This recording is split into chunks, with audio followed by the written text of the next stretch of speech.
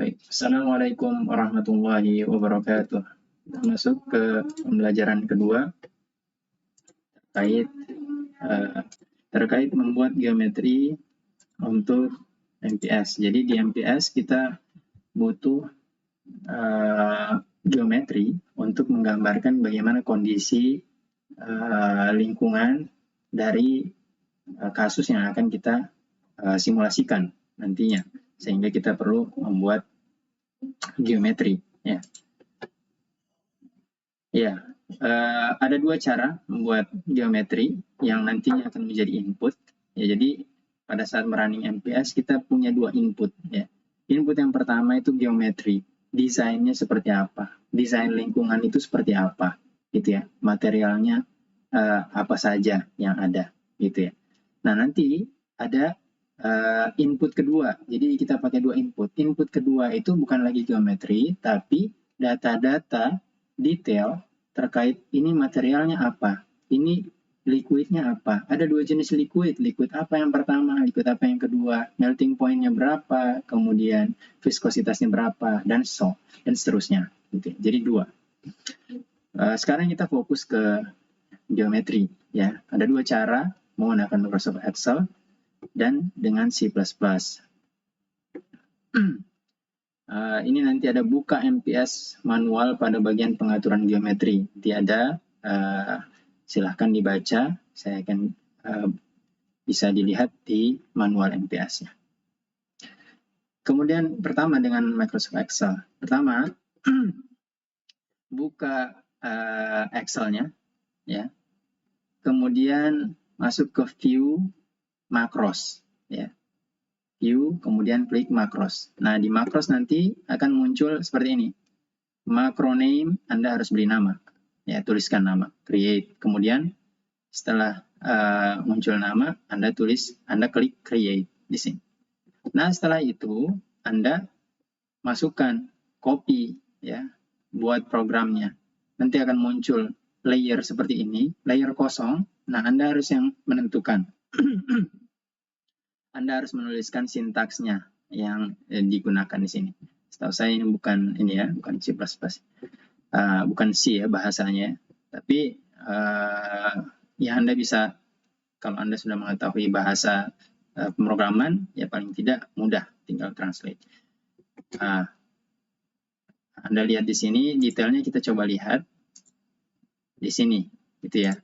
Nah di sini Anda bisa lihat, di sini ada sub, di sini nama, gitu ya.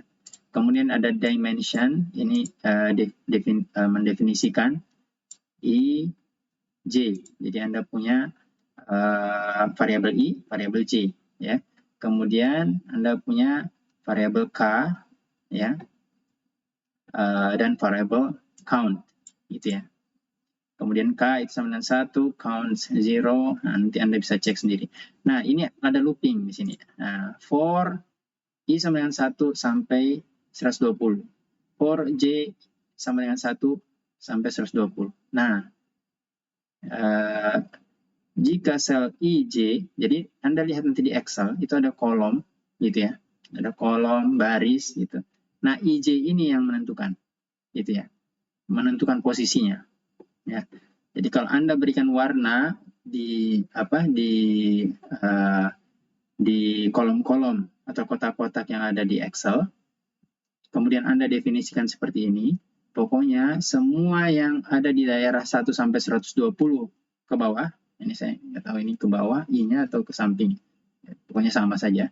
J-nya itu ke samping misalkan, 120 kotak ke bawah, 120 kotak ke samping, masuk di area itu, kalau ada warna kuning, ya, kuning yang terdefinisi seperti ini ya, karena banyak jenis kuning, Anda harus cek ini di internet, VB yellow itu berapa angkanya yang jelas. Itu maka nanti di kotak 125 K 125 sampai 133 itu akan tertulis ini 1 J dikali 0,01 minus I kali 0,01, kemudian 0,000 seterusnya, seperti itu. Nah, ini count looping, kemudian else if cell. Kalau terdeteksi warna biru, maka ini yang akan berlaku. dan seterusnya. Warna-warnanya ada di situ. Dan ini nanti penutupnya, end sub-nya, gitu ya. Nah, kita kembali lagi. Ya. Sudah membuat program seperti itu. Nah, ini kita lihat daerah kerja yang tadi ya. Ini definisi warna, ya. Kemudian ini pengaturan input geometri. Jadi input geometri itu di sini. Membuat input geometri dalam bentuk angka nanti inilah yang akan kita masukkan. Misalkan ini di antara range 120 sampai 120 ke samping gitu ya. Saya berwarna seperti ini karena saya ingin ada kolam modelnya seperti ini. Ada yang paling luar, partikel tertentu, ada hijau, partikel tertentu juga, kemudian ada airnya, ada liquidnya, gitu ya. Nah, Anda menentukan supaya jelas angkanya, Anda masuk ke sini. Colors, kemudian red, green, blue-nya, angkanya yang harus jelas, gitu ya.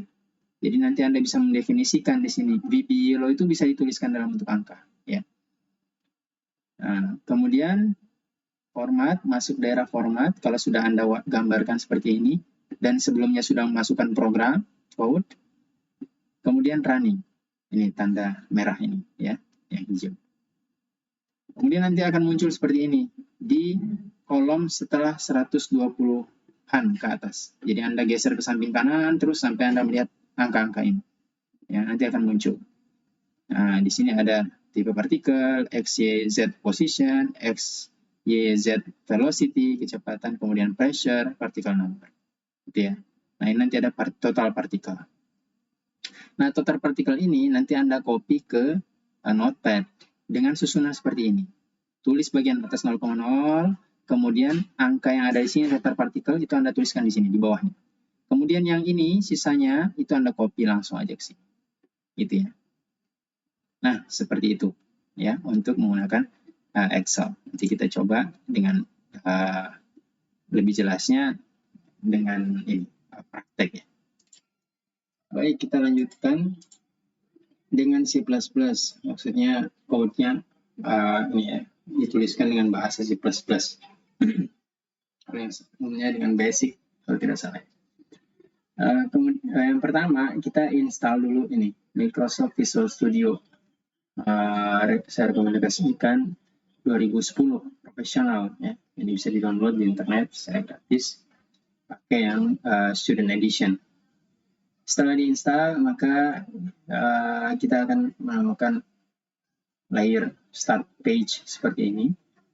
Pertama buat new project, kemudian empty project, kemudian isi nama sini ya, informasi, solution name, and so on.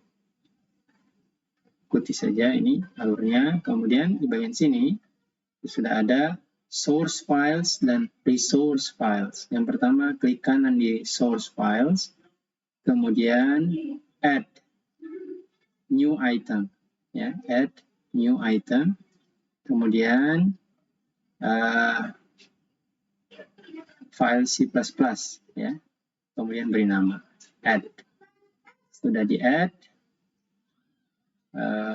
oke, maka Anda akan punya folder seperti ini, kemudian Anda tuliskan, ya, tulis program untuk geometri, ya, jadi di sana nanti pakai bahasa C++, Anda membuat geometri dengan menggunakan sintaks.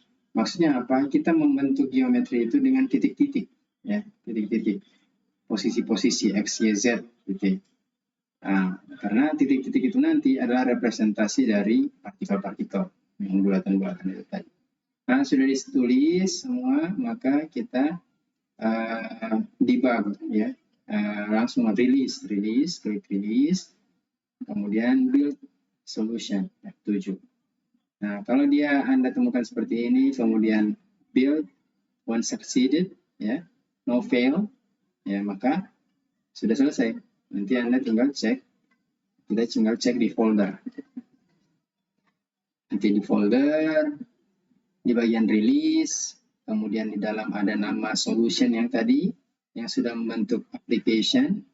Nah, maka kita klik, double klik ini, maka nanti akan muncul ini input yang di bawah. Ya.